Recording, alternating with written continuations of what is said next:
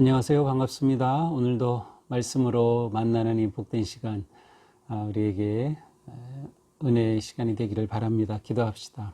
하나님, 오늘도 말씀으로 다가오신 주님을 기뻐하며 감사합니다. 주님께서 하실 말씀과 또 음성에 귀를 기울입니다. 언제나 저희들에게 일용할 양식 주시듯 그렇게 다가오시는 주님의 사랑에 감사드립니다. 오늘도 주님 말씀 붙잡고 하루를 의미 있게 또 아름답게 살도록 인도하여 주시옵소서. 예수님 이름으로 기도합니다. 아멘.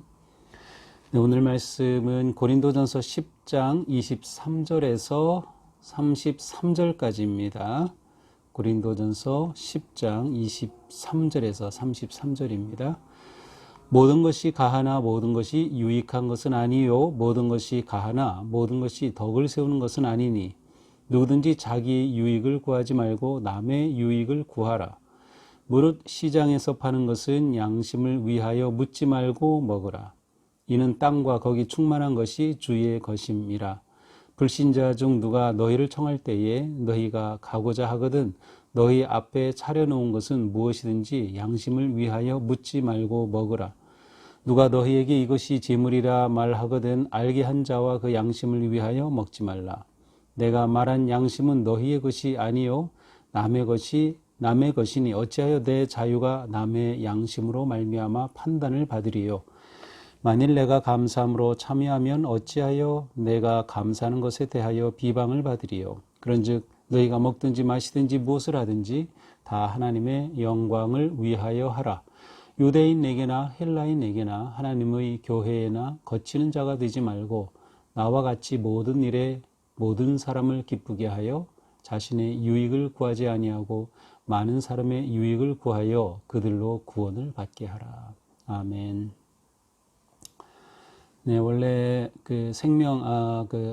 매일 성경의 본문은 11장인데요. 네, 11장 내용보다는 우리가 어제 보지 못한 오늘의 본문이 우리에게 더 이제 의미 있고 중요하다고 생각이 되어서 제가 이 말씀을 보게 됩니다. 모든 것이 가하나 모든 것이 유익한 것은 아니요 모든 것이 가하나 모든 것이 덕을 세우는 것은 아니니. 예, 오늘 23절에서 33절까지의 말씀은 한마디로 공동체 삶을 사는 성도들의 어떤 삶의 지침 아니면 행동 방식에 관한 사도 바울이 주시는 권고라고 할 수 있습니다. 사람들은 이거 모든 것 가하다라고 말하지만 그렇다고 해서 모든 게 유익한 것 아니다. 또 모든 것이 가하다라고 말하지만 모든 것이 덕을 세우는 것은 아니다라고 말씀합니다. 사람에게는 자유가 주어져 있고요. 또 우리 그리스도인들에게도 자유가 주어져 있습니다. 그리고 우리의 자유는 방종은 아니죠. 우리의 자유는 또 우리의 생각과 또 뜻에 따라서 행동으로 나타나게 됩니다. 우리는 얼마든지 이런 것 가하다, 이거 할 수 있는 거야 라고 할 수 있는 것들이 많이 있습니다. 이런 것 충분히 할 수 있지 라고 할 수 있는 그러한 것들, 나쁜 일이 아니라 좋은 일이라 하더라도 그렇게 우리는 말할 수 있지만 내가 할 수 있다고 해서 그 모든 것이 다 유익한 게 아니다. 그것이 공동체에 유익한 것은 아니다라는 뜻이죠. 또 모든 것이 다 할 수 있다고 해서 공동체를 세우는 것도 아니다라고 말씀합니다. 그래서 오늘 본문은 공동체 생활 방식에 관해 주시는 말씀입니다. 제가 쭉 보면서 한 4가지로 정리해 봤습니다. 첫째로 우리 그리스도인의 공동체 생활 방식은 첫째로 자기 포기의 자유함을 누리는 삶이다. 이렇게 생각해 봤어요. 자기 포기의 자유함. 2절에 보니까 누구든지 자기 유익을 구하지 말고 남의 유익을 구하라. 행동의 근거가 아니면 초점이 내 유익이 아니라 다른 사람의 유익을 구하는 것이에요. 공동체에서. 따라서 이것은 다 내가 할 수 있지라는 일이라 하더라도 남에게 유익이 되지 않는다면 그것을 하지 않겠다는 겁니다. 자기 포기의 자유예요. 모든 것을 할 수 있는 자유함이 우리에게 있지만 그것보다 더 높은 차원의 자유함은 포기할 수 있는 자유함, 스스로 제한할 수 있는 자유함이죠. 예를 들어서 25절에 이러한 일을 이제 설명합니다. 시장에서 파는 것은 양심을 위해 묻지 말고 먹으라. 여기서 이제 시장에서 파는 것은 아마도 육류를 말하는 것 같습니다. 왜냐하면 이 당시에 이 시장에 나오는 많은 육류들이 그 많은 그 이방 신전의 제물로 바쳐졌다가 이 시장에 나오는 것들이 많이 있었습니다. 그런데 이러한 것들을 일일이 다 구분해서 먹는 것은 쉽지 않고, 물론 유대인들은 그들만의 고기를 파는 그러한 그들만의 그 가게도 있었다고는 합니다. 하지만 그렇지 않은 곳에서는 이게 우상에 바쳐졌던 제물인지 아닌지 알 수 없는 상황이죠. 근데 이러한 것은 묻지 말고 그냥 먹으라는 거. 이거 우상에게 바쳐졌던 것입니까? 아닙니까? 묻지 말고 먹으라는 거죠. 우상에게 바쳐졌든 그렇지 않든 시장에 나온 그러한 음식을 사서 먹는 것 자체가 죄가 아니라는 거죠. 내 양심에 상관없어 라고 하면 먹을 수 있다는 것입니다. 우상 제사에 참여한 것이 아니고 그것을 거쳐서 나온 것이고, 실제로 이렇지 않은 것을 따로 구하기란 쉬운 일이 아니었습니다. 그러므로 이러한 경우에 굳이 따지지 말고 남의 유익을 위해서 먹으라 이렇게 말하고 있어요. 그러나 어떤 경우에는 다른 사람이 그것을 일부러 말할 경우도 있어요. 예를 들어 이제 27절부터 29절인데 불신자 중 누가 너희를 청할 때 너희가 가고자 하거든 너희 앞에 차려놓은 것은 무엇인지 양심을 위해 묻지 말고 먹으라. 이제 불신자가 누가 이제 초대를 했어요. 그래서 음식을 차려놨다면 이거 우상에게 바쳐졌던 거냐? 묻지 말고 그냥 먹으라는 것이죠. 그런데 28절에 보니까 누가 너희에게 이거 제물이야, 이거 제물로 바쳐졌던 거야 라고 말하면 그 알게 한 자와 그 양심을 위해 먹지 말라. 너는 먹을 자유가 있지만 다 가하지만 함께 먹는 사람이 그거 개념치 않는 그러한 불신자라면 그냥 묻지 말고 그냥 먹어라. 그런데 만약 어떤 사람이 너 그리스도인이지?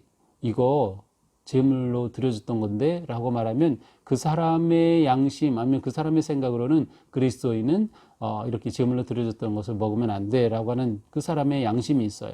그렇다면 그런 경우라면 먹지 말라는 것이죠. 여기서 행동의 그 판단 기준은 무엇인가요? 바로 다른 사람이죠. 남을 위해서입니다. 그러므로 두 번째 그리스도인의 행동 방식은 자기가 아닌 다른 사람을 중심으로 판단하라는 것입니다. 다른 사람을 중심으로 판단하라. 이것은 공동체 생활에서 매우 중요한 일입니다. 우리는 공동체를 교회 생활하면서 다 사실은 옳은 말을 하고 옳은 행동을 하려고 합니다. 우리 누가 일부러 거짓된 말을 하려고 하고 거짓된 행동을 하겠어요? 그런데 내가 옳다고 생각하는 것조차도 다른 사람을 위해서 스스로 절제할 수 있어야 한다라는 것입니다. 남의 유익을 위해 살려고 하는 삶, 이것이 공동체적인 삶에서 우리에게 매우 중요한 행동 방식이라고 할 수 있습니다. 30절에 말씀합니다. 만일 내가 감사함으로 참여하면 어찌하여 내가 감사하는 것에 대하여 비방을 받으리요. 그렇습니다. 어떤 상황이든 감사하는 마음을 가지고 내가 결정하고 행동한다면 그것으로 인해서 감사하는 내 마음이 비방을 받을 리 없다는 것이죠. 자, 세 번째 행동 방식입니다. 31절, 그런즉 너희가 먹든지 마시든지 무엇을 하든지 하나님의 영광을 위하여 하라. 아주 굉장히 많이 들은 말씀이죠. 그렇죠. 세 번째 행동 방식은 초점이 분명하라. 그것은 하나님께 영광이 되는지 아닌지를 생각하고 결정하여 행동하라는 것이죠. 왜 먹든지 무엇을 먹든지 마시든지 하나님의 영광을 위해서 하나요? 우리의 몸은 하나님의 영이 거하시는 거룩한 성전이며 6장에서 말한 것처럼 우리 몸은 그리스도의 지체, 그리스도의 몸을 이루는 우리 개인은 지체이기 때문이다. 그러므로 하나님의 영광을 위하여 모든 것을 해야 한다라고 말하는 것이죠. 교회 안에서 믿음의 공동체 안에서 살아간다고 하는 것은 이처럼 남을 생각하고 배려하고 남의 유익을 염두에 둔 행동을 하는 아주 거룩하고 아름다운 행동인 것을 알 수 있습니다.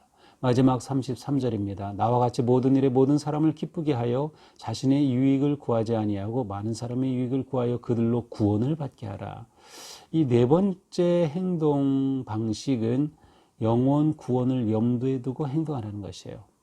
내가 행동하는 게 옳아요. 그런데 만약 이것이 영혼 구원의 걸림돌이 될 수도 있어요. 나는 믿음이 좋아서 얼마든지 이렇게 행동할 수 있지만 어떤 사람에게는 그것이 걸림돌이 될 수 있다. 그래서 그 사람을 구원하고자 하는 그러한 마음으로 하는 것이죠. 마치 앞에서 이미 그 사도 바울이 말할 때 나는 유대인에게는 유대인처럼 이방인에게는 이방인처럼 있는 자에게는 있는 자처럼 없는 자에게는 없는 자처럼 했다고 하는 건데, 이것은 줏대 없는 것이 아니라 그렇게 영혼을 구원하고자 하는 열정이 컸음을 알 수 있습니다. 우리의 삶이 누군가를 구원하는 그러한 복음을 전하고 구원할 수 있는 삶이 된다는 것은 하나님이 우리를 부르신 그 목적을 이루는 삶이죠. 바로 이것이 우리가 공동체에서 살아갈 그런 아름다운 삶의 방식입니다. 정리해보면 내가 포기할 수 있는 높은 자유함으로 행동하는 것, 다른 사람에게 유익이 되는지 다른 사람 중심으로 행동할 수 있는 것, 세 번째 하나님의 영광을 위한 것인지를 기준으로 결정하는 것, 네 번째 다른 사람을 구원하고자 하는 초점으로 행동하는 것, 이것이 우리가 공동체에서 살아야 할 아름다운 모습입니다. 오늘 하루 우리 살아갈 때에 오늘 말씀이 아마 적용될 수 있는 그러한 순간들이 있을 것 같습니다. 우리가 무엇인가를 판단하고 행동하고 결정할 때 이러한 기준에 따라서 한번 해보면 어떨까요? 이 네 가지가 너무 많으면 한 가지, 하나님의 영광을 위하여 라는 그런 초점으로 우리가 오늘 하루를 살아간다면 오늘 하루 어제보다 더 거룩한 주님을 닮은 모습으로 성숙하리라 생각합니다. 오늘 하루 기쁨으로 승리하기를 축복합니다. 기도합시다. 하나님, 오늘 말씀을 통해서 우리가 공동체에서 사는 삶, 또 그리스도인으로서 사는 삶의 방식을 생각해 보았습니다. 오늘 하루 무엇을 하든지 하나님의 영광을 위하여 사는 아름다운 삶 되게 하여 주옵소서. 예수님 이름으로 기도합니다. 아멘. 네, 오늘도 향기롭고 거룩한 하루 되기를 바랍니다. 사랑합니다.